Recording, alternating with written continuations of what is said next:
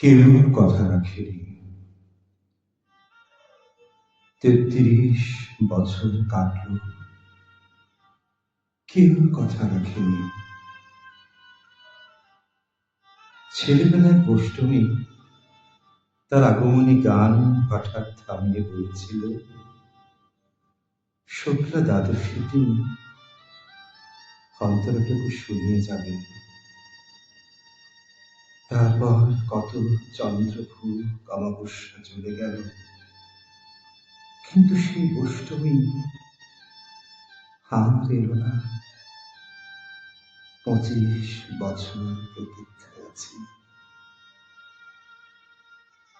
মামাবাড়ির মাঝে নাদের আলী বলেছিল, বড় হও দাদা ঠাকুর, তোমাকে আমি ৩ প্রহরের বেল দেখাতে নিয়ে যাব, যেখানে পদ্মফুলের মাথায় সাপ আর কুমুর খেলা করে। নাদের আলী, আমি আর কত বড় হব? আমার মাথা এই ঘরের ছাদ ধরে আকাশ স্পর্শ করবে, তারপর তুমি আমায় ৩ প্রহরের বিল দেখাবে।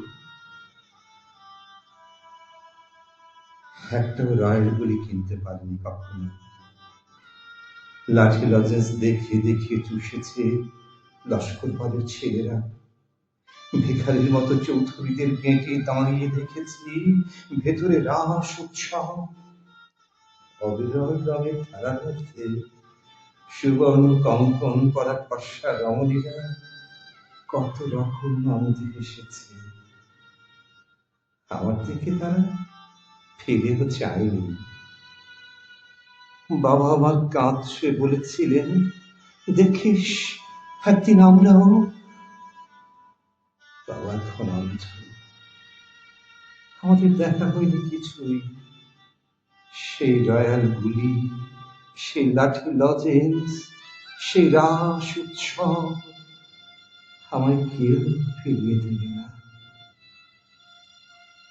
বুকের মধ্যে সুগন্ধি রুমাল রেখে বরুণা বলেছিল, যেদিন আমার সত্যিকারের ভালোবাসবে, সেদিন আমার বুকেও এরকম আদরের গন্ধ হবে। ভালোবাসার জন্য আমি হাতের মুঠোয় প্রাণ দিয়েছি, দুরন্ত স্বরের চোখে বেঁধেছি লাল কাপড়, বিশ্ব সংসার ধন্য ধন্য করে খুঁজে এনেছি ১০৮টা নীল পদ্ম। তোর কথা রাখেনি বলনা, এখন তার বুকে শুধুই মাংসের গন্ধ। এখনো সে যে কোনো নারী, কেউ কথা রাখেনি। ৩৩ বছর কাটল, কেউ কথা রাখে না।